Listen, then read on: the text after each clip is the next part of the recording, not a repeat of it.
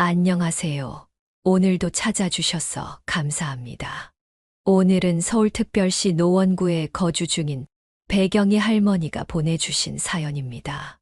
무슨 일이 있었는지 제보된 사연 바로 읽어드리겠습니다. 들어보시고 배경이 할머니께 따뜻한 위로든 따끔한 조언이든 해 줄 수 있는 말이 있으면 말씀해 주시길 바랄게요. 이야기를 들으시면서 여러분의 경험에 비추어 볼 때 이런 상황을 어떻게 해결하셨는지, 혹은 주변에서 비슷한 경험을 한 분이 계셨다면 그분들은 어떻게 대처하셨는지 공유해 주시면 좋겠습니다.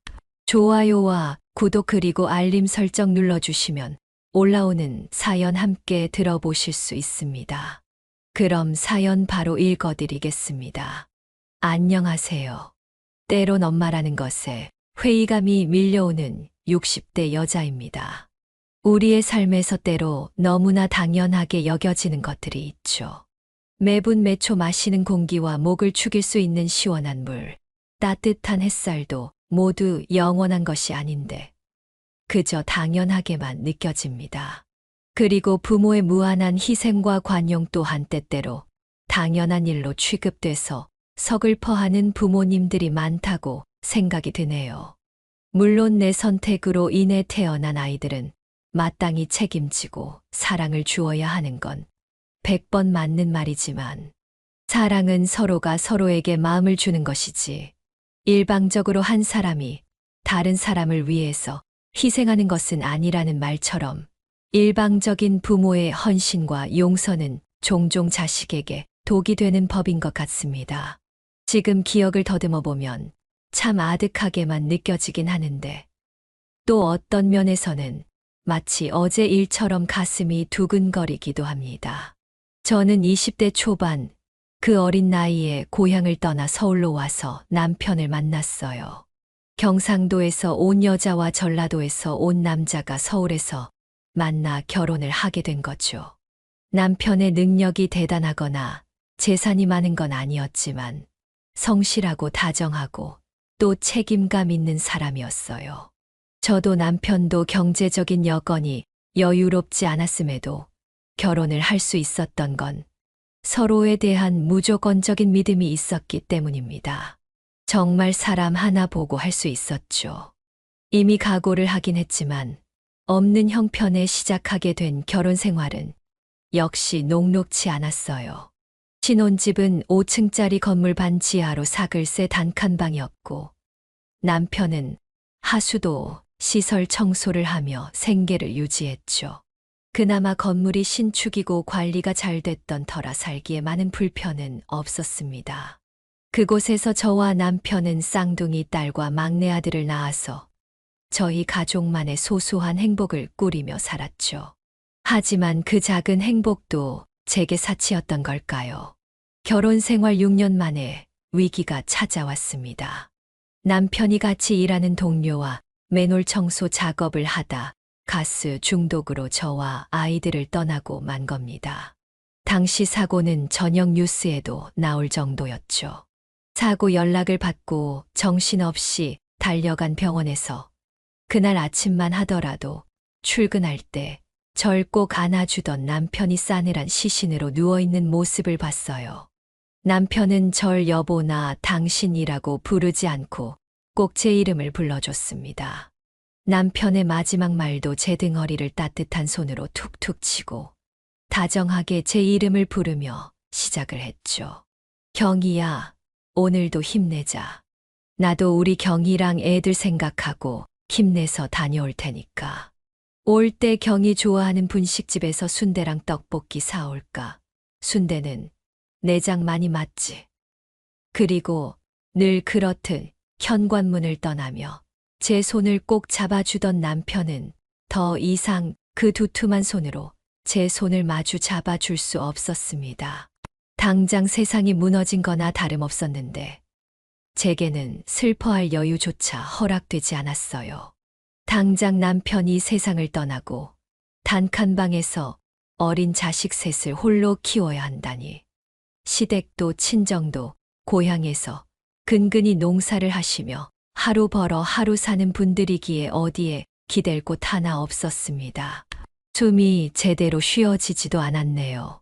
제가 정말 어떤 생각까지 했냐면, 지금 생각해보면 참 그랬던 제가 원망스럽기까지 한데, 아이들을 고아원에 맡기려는 생각까지 했어요.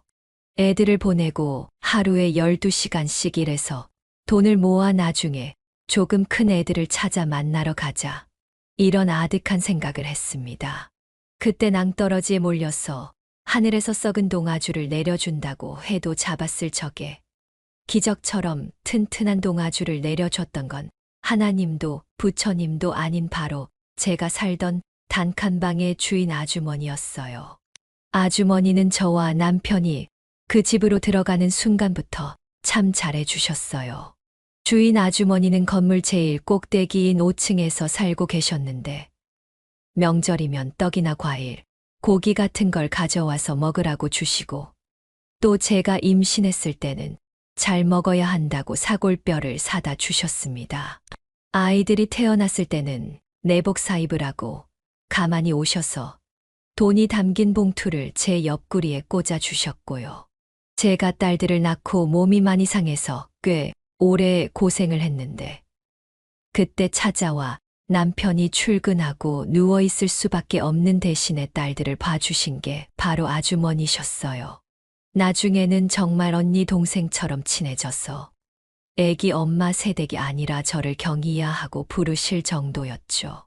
아주머니 또한 오래전 남편을 지병으로 떠나보내고 아들 둘과 사셨던 분이라 제게 동변상련의 기분을 느끼신 걸까요? 남편의 장례식 며칠 후에 저를 본인 집으로 부르셔서 앉혀두고 가만히 물으시더라고요. 3일 내내 집에서도 안 나왔지. 애들은 잘 있어. 걔네들이 뭘 알겠어요. 그냥 아빠가 어디 간 줄만 알고 있어요. 아유, 앞으로 어떻게 할 생각이야? 경인의 심정 잘 알지만 애들을 생각해서라도 당장 뭔가 시작해서 돈을 벌어야지. 모르겠어요. 일을 한다고 해도 소정이랑 연정이는 어린이집에 보내면 된다지만 선훈이는 어디 맡길 곳이 없잖아요. 아예 고아원에 보내고 돈 벌면. 경이야, 너 제정신이야. 고아원, 너보다 먼저 간 남편한테 미안하지도 않니? 아무리 당장 살 날이 막막하다고 해도 어떻게 새끼를 떼어 놓을 생각을 해. 네가 진짜 엄마 맞아. 그럼 어떻게 해요? 애 셋을 보면서 어떻게 밖에서 돈까지 벌어요?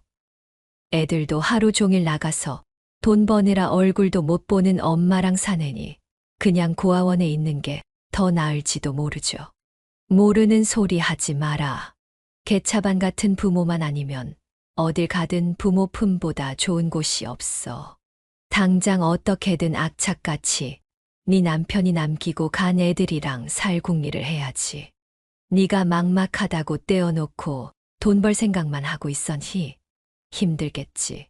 힘들 거야. 나도 너보다 형편은 넉넉했을지 몰라도 여자 혼자 애 키우는 게 얼마나 힘든지 뼈가 저릴 정도로 잘 알아. 그래도 그건 아니다. 너 나중에 찾아갈 생각하나 본데. 지들 버리고 간 엄마가 늦게 찾아온다고 애들이 두 팔 벌리고 환영해 줄 것 같아. 애들이 뭐 바보야. 그럼 저더러 대체 어떻게 살라고요? 얼굴을 두 손에 묻고 오열하는 제 어깨를 잡은 아주머니는 사뭇 진지한 어조로 말했습니다. 어디 갈 생각하지 말고 앞으로도 여기서 살아. 사람 거죽 쓰고 어떻게 너한테 내가 방세를 받겠니? 나중에 애들이 다 커서 제 목 하기 전까지는 너한테 일체 방세 안 받을 테니까.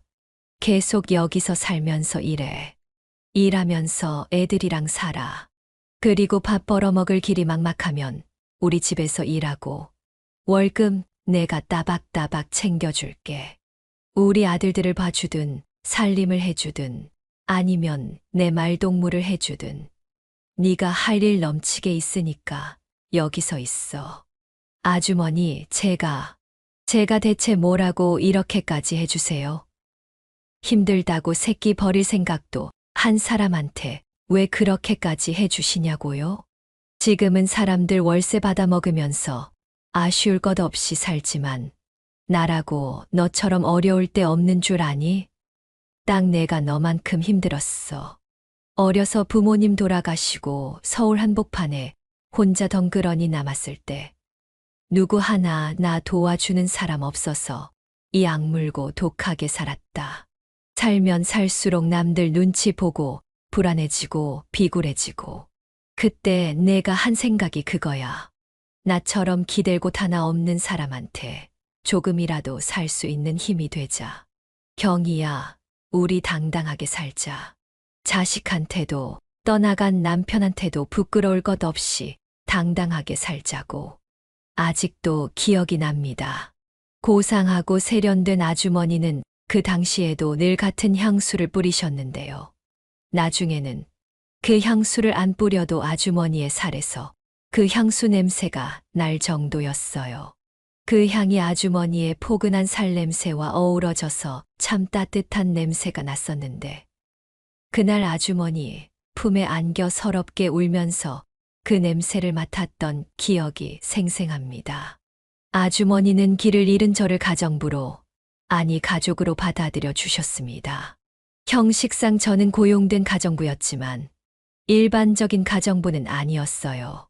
아침에 아주머니가 계신 5층 집에 올라가서 아주머니, 아들들이 먹을 아침을 준비하고 아주머니와 수다를 떨다가 아주머니는 제 아들을 봐주시고 저는 청소를 좀 하다가 나중에 둘이서 나란히 앉아 빨래를 개키는, 그저 일적인 것이 아니라 일상적인 일을 함께하게 된 거죠.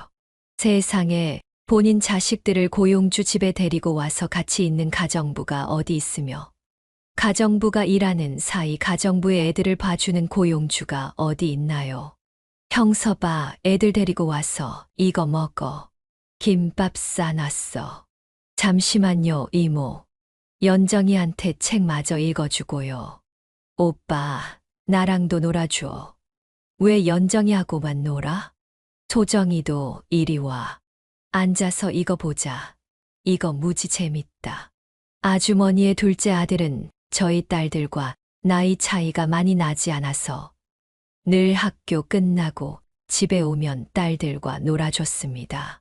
그때 첫째가 중학생, 둘째가 초등학생이었는데 아들들도 저를 이모, 이모 하면서 따라다니며 마치 남의 집에서 일하는 것이 아니라 친척 집에 놀러 간 기분이었어요. 둘째는 저희 딸들과 나이 차이가 많이 나지 않아서 학교 끝나고 집에 오면 늘 오빠를 기다리던 딸들과 함께 놀아줬었죠. 심지어 저희 애들이 막 초등학교에 입학하면서 살만하던 단칸방이 좁아지니 1층에 비어있는 방 2개짜리 집을 선뜻 내어주시기까지 했습니다. 저와 제 아이들이 아주머니 가족 덕분에 새 삶을 살게 됐다고 해도 과언이 아닐 정도로 저는 아주머니에게 구원을 받은 것이었어요. 정말 아주머니께서 하늘에서 제게 내려준 천사였을까요? 저희 가족의 구원자나 다름없는 아주머니는 제 딸들이 대학에 들어갈 나이가 됐을 때 세상을 떠나셨습니다. 원래 고혈압과 고지혈증이 있으셨는데 집에서 심장마비로 돌아가셨어요. 정말 부모가 떠난 것처럼 막막했습니다. 장례는 아주머니 아들들과 제가 치렀고 아주머니 집 물건들 정리도 제가 다 했어요. 불이 꺼진 등대를 바라보는 돛담배처럼 정신적인 지주였던 아주머니가 제 곁을 떠나자 저는 다시 길을 잃은 것 같았습니다. 그런 제 곁에 다시 불을 켜준 건 바로 아주머니의 첫째 아들이었어요. 그 당시 30대로 일반 회사에 다니던 첫째 아들은 본업이 따로 있는 동생과 본인이 건물 관리를 할 수 없으니 건물을 내놓기로 했다며 제게 넉넉한 전세 보증금을 주며 말했어요. 이모, 저희가 이 돈을 드린다고 해서 이제 이모랑 남남처럼 지낸다는 거 아니에요. 어머니가 돌아가셨으니 이제 이모가 할 일은 다 끝나셨고 연정이랑 소정이, 선훈이도 다 컸잖아요. 이제 이모 인생 사셔야죠. 이건 그동안 저희 어머니와 함께 저랑 형섭이 잘 키워주셔서 감사하다는 감사의 표시이기도 하고 또 그동안 정말 고생하셨다는 퇴직금이기도 해요. 어머니께서 가시기 전에 이모하고 애들하고 멀어져서 살지 말라고 가족은 너무 멀리 떨어져서 사는 거 아니라고 하셨어요. 저도 형섭이도 언제나 이모 가족이나 다름없으니까 새 출발하신다고 해도 무서워하실 거 없어요. 저희가 늘 곁에 있을 테니까요. 그 말이 그저 한 말이 아니라는 걸 증명하듯 아주머니의 아들들은 제 생일, 명절뿐만 아니라 저들이 무슨 일이 있으면 저를 찾아왔습니다. 결혼할 아가씨들이 생기면 데려와서 제게 인사를 시켰고 늘 저를 이렇게 소개했어요. 어머니나 다름없는 우리 이모셔. 돌아가신 어머니하고는 둘도 없는 영혼의 동반자였지. 저들 어머니의 말씀처럼 늘 저를 잊지 않아 주는 아들들의 응원을 받으며 저는 다시 한번 새로 시작했습니다. 소중히 받은 퇴직금이자 전세보증금으로 서울에서 애들과 살만한 집을 얻었어요. 아주머니 가족에게 구원받은 제 남은 인생을 영원히 행복하게 살려고 했습니다. 하지만 정신적인 지주 없이 홀로 서는 건 그리 쉬운 일이 아니더라고요. 하물며 하늘이 저를 돕지 않는데 말이죠. 몇 년 전부터 당뇨 증상이 있던 저는 딸들이 대학을 졸업하고 아들이 고등학교를 졸업해 기술을 배우고 있을 때 합병증으로 왼쪽 다리를 절단하는 수술을 받았습니다. 병원에서 당뇨로 인한 족부 궤양으로 괴사가 심해져 다른 합병증을 일으키기 전에 절단 수술을 해야 한다고 했을 때 남편과 아주머니가 세상을 떠났을 때처럼 또다시 좌절했습니다. 경고랭 절단으로 발목뼈에서부터 무릎뼈에 좀 더 가까운 부위를 떼어내는 수술 후에 저는 다시 길을 잃는 것 같았습니다. 앞으로 이제 인생의 절반이 조금 넘게 살아온 것 같은데 앞으로 어찌 살라고 이런 일이 일어나나 했어요. 왜 큰 대가를 치른다고 할 때 팔다리를 내어준다고 하잖아요. 저는 어떤 대가를 위해 다리 하나를 잃나 싶어서 그렇게 서러워지더군요. 주마등이 스쳐가듯 제가 두 다리로 살아온 흔적을 가만히 더듬어 보는데 그 대가가 저희 애들을 위한 희생이라고 생각한다면 고난과 역경의 다리 한쪽을 기꺼이 내어줄 수도 있다는 생각이 들더라고요. 첫째는 대학에 들어가 호텔 경영학과를 나와 우리나라에서 유명한 호텔에 호텔리어로 취직을 했고 둘째는 어렸을 때부터 꿈꿔온 군인이 된다는 목표를 이루어 군대에 들어갔고 아들은 고등학교 졸업 후에 일찍 기술을 배워서 전기기술자가 돼서 일하는 모습을 보니 말이죠. 이런 세 아이들의 세상을 만든 게 다 제가 이 두 다리로 기회를 줬기에 가능했다고 생각하니 서럽고 복잡했던 마음이 조금은 편해지더라고요. 그리고 수술 후 행여 엄마가 혼자 살다 무슨 일 날까봐 독립도 못하고 늘 곁에서 지켜주는 둘째 딸과 엄마가 잘 때 수술 부위를 매만지며 울던 큰딸. 그리고 언제 이렇게 컸는지 힘든 내색 하나 없이 엄마를 번쩍번쩍 들어서 휠체어에 태우는 아들을 보면서 잃은 다리보다 얻은 게 더 많다고 자부했어요. 하지만 그렇게 해서 마음먹은 것도 흔들리는 사건이 일어나고야 말았습니다. 그 지진과도 같은 사건은 큰딸이 결혼을 한다고 하면서부터 시작이 됐죠. 아버님이 운영하시는 광고 회사에 다니는 사람이에요. 어머님은 취미로 카페를 하시고요.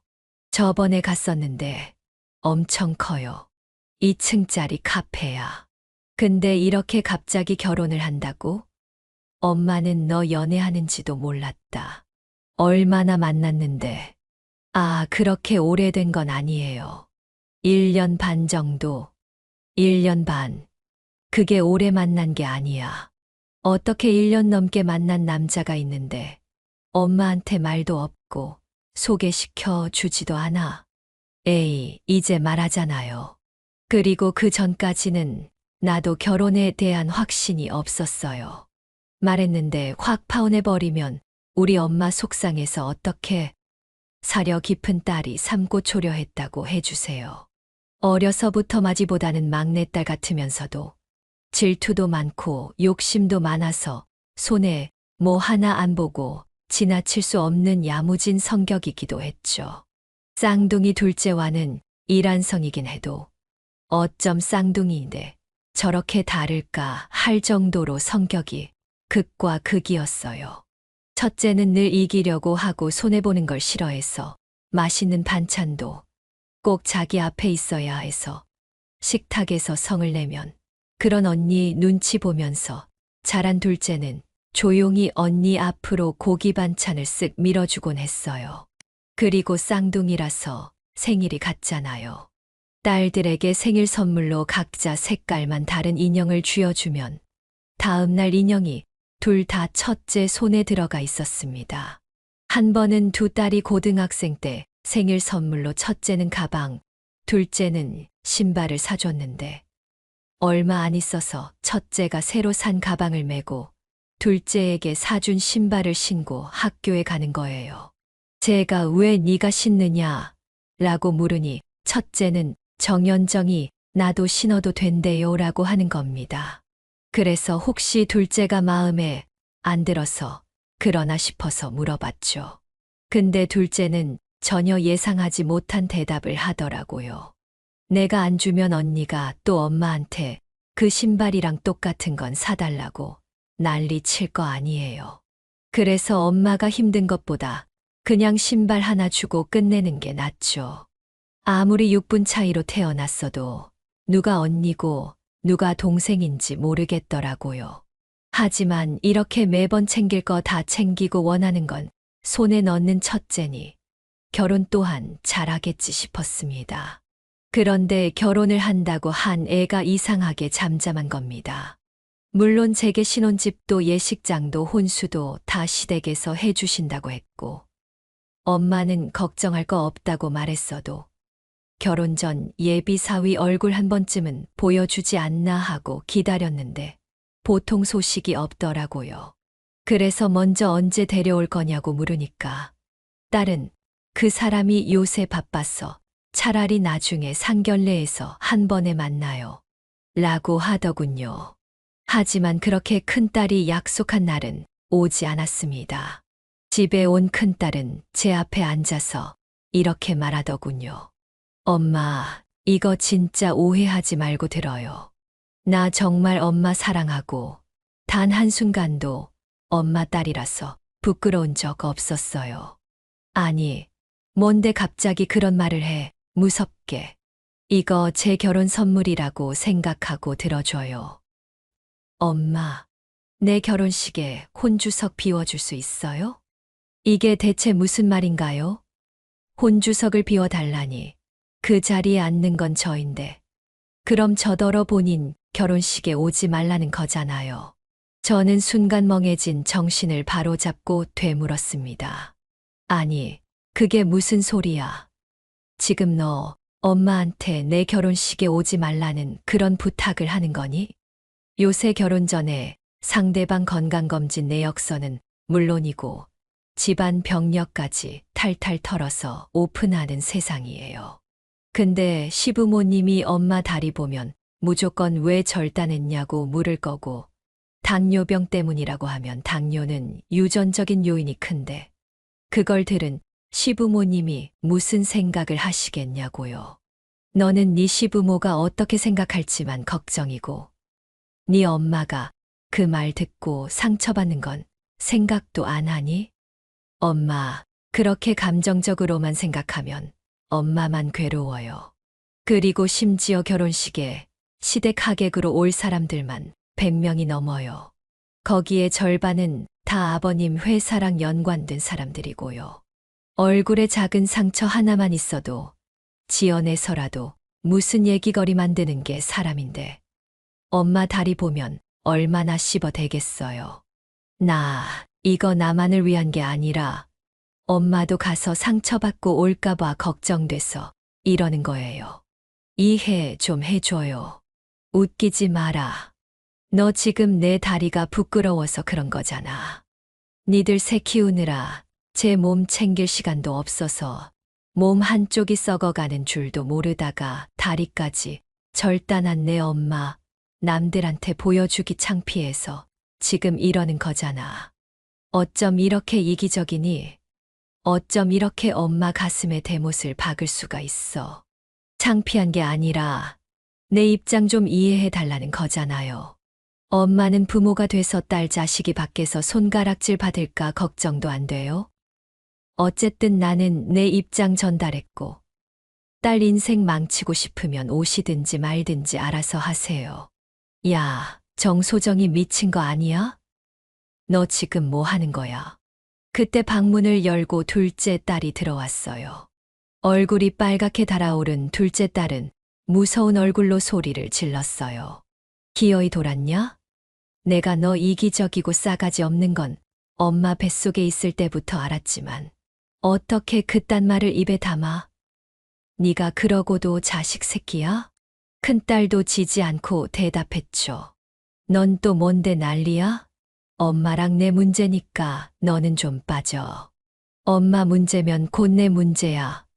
너는 자식 새끼라는 게 행여 그 대단한 집에 누가 될까봐 막말하면서 엄마 상처나 주냐? 너 뭐라도 돼. 얼마나 대단한 결혼한다고 엄마한테 오라 말라 하고 있어. 차라리 어디 지하 동굴 파서 거기서 조용히 하던가. 우리가 못 찾아가게. 너는 평생 너랑 나랑 선훈이 키우느라 병 들어가는지도 모르던 엄마한테 그러고 싶니? 너 착한 척 좀 하지 마. 너 결혼할 때 어디 보자. 내 입장 이해 못 한다지. 결혼할 때 되면 아예 엄마 없는 애인 척할 것 뻔해. 적어도 나는 엄마 건강 문제로 요양병원에 있다고 말하지. 넌 그런 핑계도 없잖아. 야, 너 이거 안 놔. 둘째 딸은 사태 파악도 못한 채 계속되는 큰딸의 말에 참지 못하고 손을 뻗어 그대로 큰딸의 머리채를 잡아 뒤흔들기 시작했어요.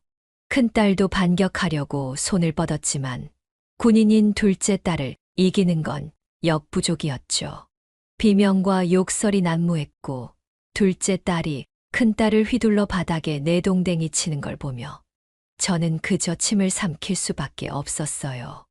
내가 이러려고 자식 새끼에게 이런 치욕스런 말을 듣기 위해 내 몸이 썩어가는 것도 모르고 치열하게 살았나 싶더라고요.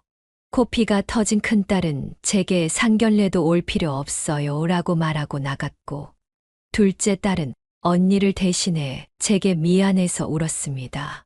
그런데 발 한쪽 없는 엄마는 필요 없어도 동생들은 필요한가 보더라고요.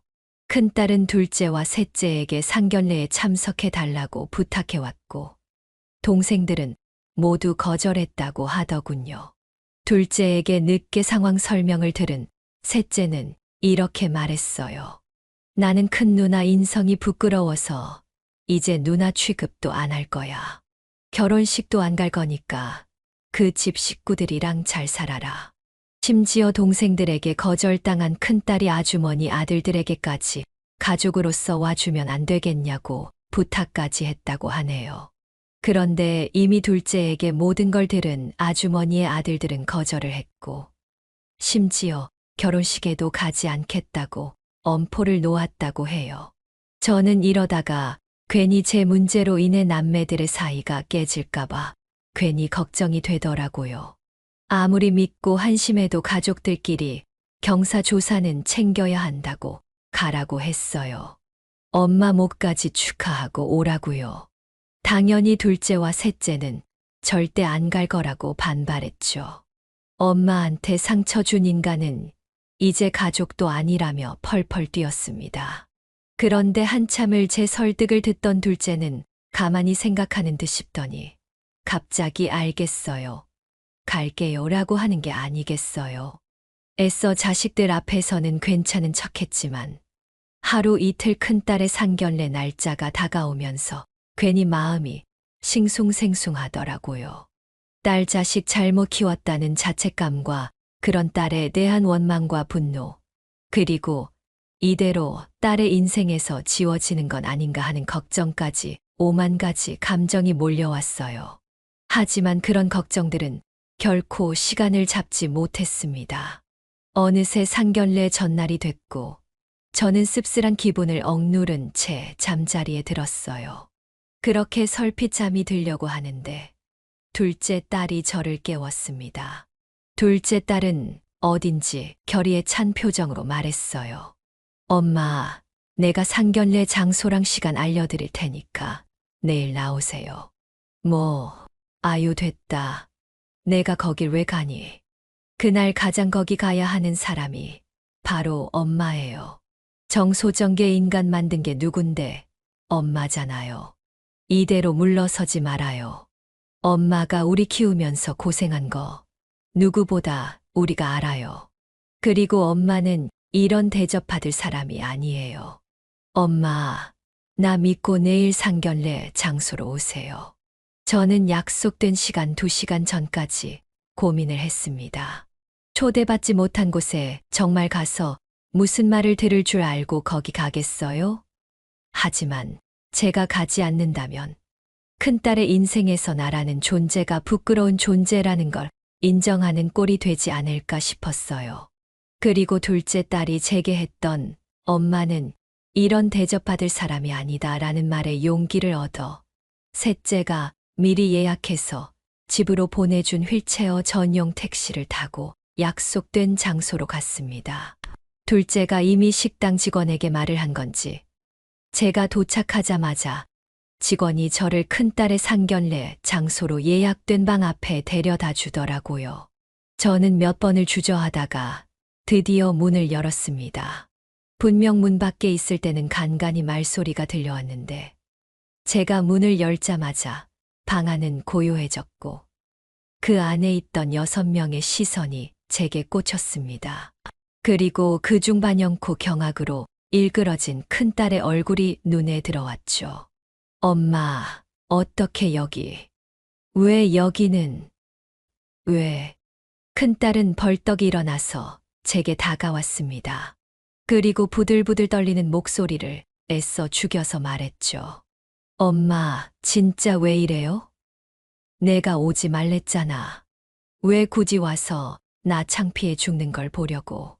소정아, 누구시니? 누군데 그래? 거무죽죽하게 뜬 큰딸의 얼굴 너머로 예비 사부인으로 보이는 사람이 말하더군요. 그 목소리에 큰딸의 얼굴은 사색이 됐고 이내 말문을 더듬기 시작했어요. 네. 그게 저도 저희 어머니예요. 근데 언니가 왜 어머니를 모른 척하는지 모르겠네요. 둘째 딸의 목소리였습니다. 둘째 딸은 태연하게 큰딸의 예비 시부모님 앞에서 큰딸이 그렇게 숨기고 싶던 비밀을 파헤쳤어요. 순간 방 안에는 몇 초간의 정적이 흘렀고 이내 술렁이기 시작했어요. 어머니, 요양병원에서 아예 거동이 안 되고 상태가 나빠서 이동은 무리라고 하지 않았니? 그래서 결혼식에도 못 오신다고. 맞아요. 그랬죠. 근데 어머니가 저 놀래켜 주시려고 오셨나 봐요. 엄마, 연락 좀 하고 오시지. 그랬어요. 혹시 저희 언니가 어머니 어디가 안 좋아서 병원에 입원했다고 했나요? 이상하다. 저희 어머니는 몇 년 전에 수술 후에 단 한 번도 병원에 입원하신 적이 없는데요. 그럼 왜 이 자리에 모시질 않은 거야? 야, 원우야. 너도 사부인이 병원에 입원하셔서 못 만났다고 하지 않았니? 너도 알고 있었어. 아니요, 아버지. 저도 소정아, 요양병원에 입원하셨던 거 아니야? 그러니까. 언니, 설마 엄마 다리 때문에 그런 거야? 설마 우리 세 남매 키우느라 다리가 괴사되는지도 모르고 산 엄마가 절단 수술했다는 게 창피해서 엄마 존재를 숨겼던 거 아니지? 그치? 큰딸은 벼랑 끝에 서 있는 것 같았어요. 저도 심장이 쿵쾅거렸습니다. 내가 지금 이 자리에서 뭘 해야 하는 건지, 어떻게 반응해야 하는 건지 아무 생각도 나지 않았어요. 다 알면서 큰딸을 궁지에 몰기 위해 답이 정해진 질문을 하는 둘째 딸. 그리고 그런 둘째 딸의 말을 듣고 큰딸에게 해명을 요구하며 가만히 바라보는 예비 사돈 내외의 시선 말이죠. 저는 보았습니다. 뒤돌아 있는 큰딸 목덜미에 흐르는 차디찬 식은땀을 말입니다. 그때 예비 사부인이 차분히 입을 열었어요. 소정아, 너 여기서 똑바로 말해. 네 어머니를 여기 부르지 않은 이유가 뭔지, 왜 요양병원에 장기간 입원 중이라서 여기도 결혼식 당일도 못 오신다고 했는지 말하라고. 너 잘 생각해라. 지금 네가 하는 대답으로 널 우리 가족으로 받아들일지 말지 결정할 수도 있으니까. 예비 사부인의 통보와도 같은 말에 큰딸은 말아진 주먹을 덜덜 떨었습니다. 그리고 큰딸 입에서 나온 변명은 처음으로 제게 큰딸의 부모라는 게 부끄러워질 만한 내용이었어요. 어머님, 아버님이 저희 어머니를 보시면 다리를 절단하기 전까지 몸이 어떻게 되는지도 모르고 고생하면서 살았을 거라고 생각하시고 저를 불쌍한 집안 취급하실까봐 그게 너무 무서웠어요. 그리고 당뇨인 저희 어머니 유전자를 저도 받아서 나중에 아이 낳을 때 이 문제로 뭐라 하실까 무서웠고요. 통탄스러운 변명이었습니다. 듣는 사람으로 하여금 눈살만 찌푸리게 하는 그런 변명이었어요. 평소에는 얄미울 정도로 재빠르게 눈치를 보던 큰딸이 왜 이런 순간에 조금의 기지도 발휘하지 못했는지 솔직히 보이려고 그런 건지 아니면 정말 벼랑 끝에서 사고가 정지한 건지 모를 노릇이었죠. 큰딸의 대답에 예비 사부인, 예비 사돈, 그리고 예비 사위까지 한숨을 푹 쉬면서 참담한 표정을 짓는 게 보였습니다. 이내 예비 사부인이 의자에 걸쳐져 있던 가방을 챙기며 말했어요. 잘 알았다. 네가 네 어머니뿐만 아니라 우리 집안도 욕을 먹이는구나. 아니요, 아버님, 저는 절대 그런 변명 마라. 네가 애초에 우리 집안을 건강 문제로 사람 판단하는 막대 먹은 집안이라고 생각 안 했으면 이런 일도 없었겠지. 자식들 키우면서 발 하나 잃는 게 어떻게 부끄러울 일이야? 축복받고 존경받을 일이지. 근데 너는 나나 내 가족이 그걸 무시할 거라고 생각한 거 아니야. 집 부모한테도 저러는데 시부모한테는 어떨까? 맞는 소리지. 우리가 더 늙고 아프면 아예 고려장까지 할래? 나 널 며느리로 못 받아들이겠다. 너처럼 속물적이고 경솔한 애 집안에 들였다가 무슨 일이 일어날 줄 알고? 아무리 자식이 좋다고 해도 아닌 건 아니다. 이 결혼 없던 걸로 하자. 여보, 일어나요. 어머니, 아버님, 잠시만요. 큰딸의 외침에도 뒤도 돌아보지 않고 빠르게 떠나는 예비 사부인. 그런 예비 사부인을 따라 예비 사도는 물론 심지어 예비 사위까지 나가더라고요. 큰딸은 나가는 예비 사위의 손을 애절하게 붙잡았지만 예비 사위는 그 손을 툭 떼어내고 방을 나갔습니다. 다리가 후들거리던 큰딸은 그 자리에 주저앉아 울었고 둘째 딸과 아들이 저 대신 해준 복수로 인해 큰딸은 끝내 파혼 통보를 받게 됐습니다. 저는 복잡한 마음으로 그 상황을 지켜보며 아이들을 위해 모든 걸 내어준 제 인생이 결국 이렇게 되려고 했나 싶었어요. 큰딸이 제게 한 말을 생각하니 마음이 찢어질 것 같았고 그동안 품어왔던 상처들이 다시금 선명해지며 가슴을 아프게 찔렀습니다. 큰딸과 둘째 딸은 내일이 없는 것처럼 싸웠어요. 네가 감히 내 인생을 망쳐. 원우 씨, 내 연락도 안 받아. 파혼하자고 하고 한 번도 전화를 안 받는단 말이야. 똑똑하네. 그 남자도. 자기 인생 구해야지. 괜히 모르다가 너 같은 것 때문에 신세 망칠 수도 없잖아. 이 커다란 사건으로 인해 큰딸이 잃은 건 예비 사위뿐만이 아니었어요. 저도 둘째 딸도 아들도 큰딸과의 연을 끊어버렸죠. 큰딸은 본인 인생에 도움되는 가족이 하나 없다고 차라리 얼굴을 안 보고 사는 게 낫겠다며 연락을 끊어버렸고 벌써 2년이 흘렀습니다. 제가 이 사연을 보내게 된 결정적인 이유가 있었죠. 몇 달 전 그렇게 가족을 등지고 떠난 큰딸이 찾아왔었어요. 처음에는 못 알아보겠더라고요. 몸집이 거의 그 전에 2배로 불어난 게 아니겠어요? 제가 열린 현관문 앞에서 놀라 가만히 보고 있었더니 머쓱한 얼굴로 그러더군요. 나 살 많이 쪘죠. 일 그만두고 거의 1년 동안 그냥 집에서만 지냈더니 엄마 잘 지내셨어요? 몸은 좀 어떠세요? 약은 잘 챙겨 드시고요. 뭐야, 왜 왔니? 여기는 환영할 사람 하나도 없는데 무슨 정신머리로 네가 여기를 기어들어와? 엄마, 잠깐 내 얘기 좀 들어줘요. 하물며 걔도 기어들어오는데 나도 엄마 계신 집에 좀 와야죠. 아이고, 왜? 도움도 안 되는 가족은 필요 없다며. 됐다, 일 없어. 제가 문을 닫으려고 하자 큰딸은 두꺼워진 발을 들이밀어 닫히는 문을 저지했습니다. 그리고 정말 처량한 얼굴로 무릎을 꿇으며 제게 빌었어요. 제발 얘기만 들어달라고 말이죠. 제 허락을 받고 집에 들어온 큰딸은 머뭇거리면서 이야기를 시작했습니다. 나 파혼하고 그 사람한테 매달리다가 경찰서도 갔다 왔었어요. 그러다 1년 전에 일 그만두고 쉬는데 그동안 가족들 생각이 너무 나더라고요. 아무리 그래도 남는 건 가족인데 내가 너무 막대한 건 아닌가 하고. 근데 만날 수 없으니까 쌓이는 스트레스 다 먹는 걸로 풀었죠.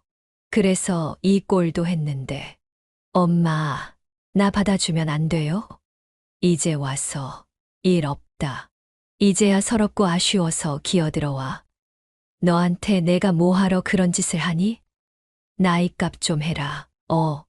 엄마, 나 정말 빨리 오고 싶었는데. 사실 이거 엄마한테 보여드리려고. 큰딸이 가방에서 꺼내 제게 내민 건 다름 아닌 요양보호사 자격증이었어요. 저는 어리둥절한 표정으로 물었어요. 이걸 왜 나한테 보여주니? 엄마한테 믿음을 주려고요. 엄마가 지금보다 더 늙고 힘이 없어지면 제가 엄마 곁에서 모시면서 그동안의 잘못을 사죄하고 엄마가 저 키우느라 고생하셨던 걸 갚아드릴게요. 물론 이런 거 없어도 저는 엄마를 모실 거지만 당장 말로만 하면 엄마가 절대 안 믿으실 것 같아서 반년 동안 학원 다니고 시험 봐서 합격한 거예요. 이거 보면 엄마가 제 마음을 조금이라도 알아주시지 않을까 해서요. 엄마, 정말 반성하고 있어요. 제가 제 행복에만 눈이 멀어서 정작 나를 행복하게 해준 가족들을 무시했어요. 지금 내가 무슨 말을 해도 엄마가 믿지 못하실 거라는 거 너무 잘 알아요. 근데 나 도저히 이렇게 혼자 못 살겠고 엄마랑 연정이랑 선훈이가 용서해 줄 때까지 두고두고 용서 빌게요. 그러니까 나 좀 받아주시면 안 돼요? 2년 동안 가족과 절연하고 많이 망가지고 너무나 외로웠다는 큰딸. 원래 당연하게 곁에 있는 건 그 소중함을 알 수 없는 법이죠. 소중한 걸 잃었을 때야 그 가치를 알게 된 큰딸에게 말했습니다. 너는 모를 거다. 한 평생 죽음도 각오하고 키운 자식이 내 희생의 흔적이 부끄럽다고 없는 사람 취급할 때 그 참담함을. 이거 금방 아물 상처 아니야. 흉터는 남을 거고 고작 이런 자격증 하나와 죄송하다는 말로 풀릴 일이 아니다.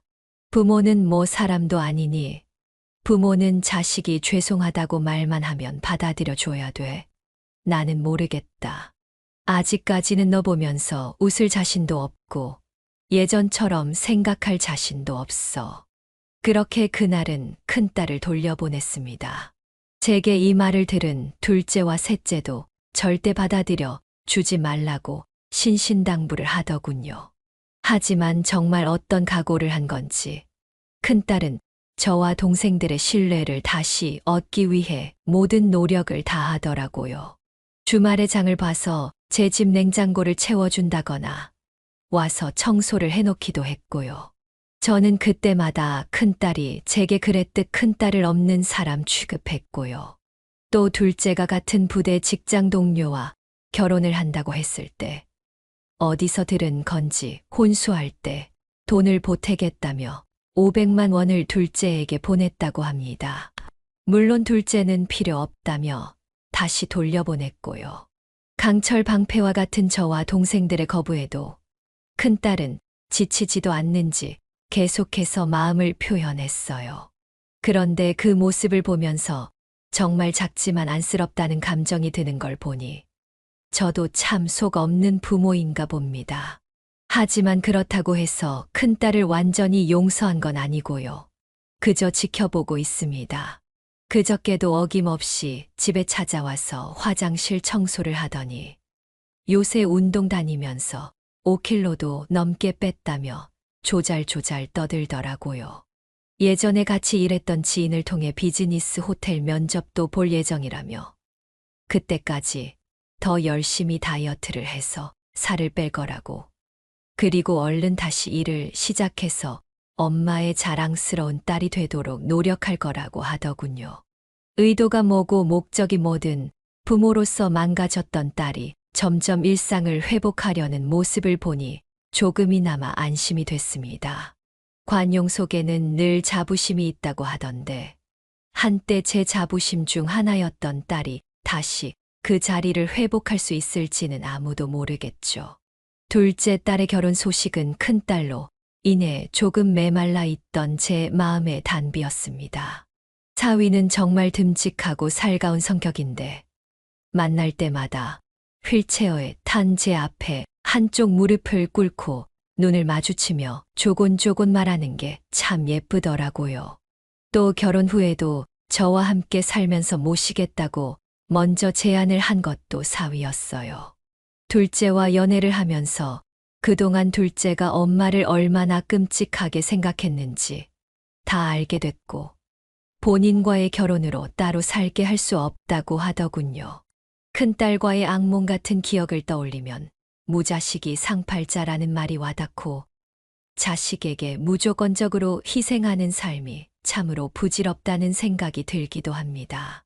하지만 또 둘째와 셋째가 잘 살고 있고 제게 해주는 걸 보면 다리 한쪽을 내어주는 심정으로 자식에게 헌신하는 게 나름의 가치가 있다는 생각도 듭니다. 이래서 부모 노릇이 세상에서 가장 힘든 거라고 하나 봅니다. 이제 부모 경력만 수십 년인데 아직도 도통부모 노릇이 뭔지 부모의 삶이 뭔지 딱 떨어지는 답을 내지 못하는 걸 보면 말이죠. 하지만 한 가지는 분명히 알겠습니다. 내가 낳고 키우기로 결심한 자식에 대한 희생도 물론 중요하고 필요하지만 동시에 자식을 키우면서 나라는 한 인간으로서의 자아도 잃지 않아야 한다는 겁니다. 내 자아를 잃고 무조건적으로 자식에게 희생만 하면서 살다가는 훗날 미처 상상도 못했던 일을 자식이 저질렀을 때 겪어야 하는 그 후유증이 너무나 크다는 거죠. 나 자신이 흔들림 없이 단단한 사람이라면 자식이 내 속에서 태어나긴 했지만 나와는 다른 개별적인 존재라는 걸 인정하고 앞으로 자식이 살아가면서 저지르는 수많은 실수와 잘못, 그리고 후회를 그나마 덜 상처받고 현명하게 대처할 수 있는 지혜가 생기지 않을까 싶습니다. 이렇게 말하다 보니 참 자식 키우는 게 거의 어떤 경지에 오르기 위해 돌을 닦는 수련과 같다는 생각이 드네요. 세상의 모든 부모님들을 응원합니다. 그리고 세상의 모든 자식 여러분도 응원합니다. 여러분이 늘 행복하고 여러분 마음속에는 평화만 가득하길 바랍니다. 여기까지가 배경이 할머니의 사연인데요. 여러분은 어떻게 들으셨나요? 이 사연은 배경이 할머니가 보내주신 사연으로 사연자님의 입장에서 작성되어서 배경이 할머니님께 유리하게 작성되었을 수도 있습니다. 같이 댓글로 의견 나누어 보았으면 합니다.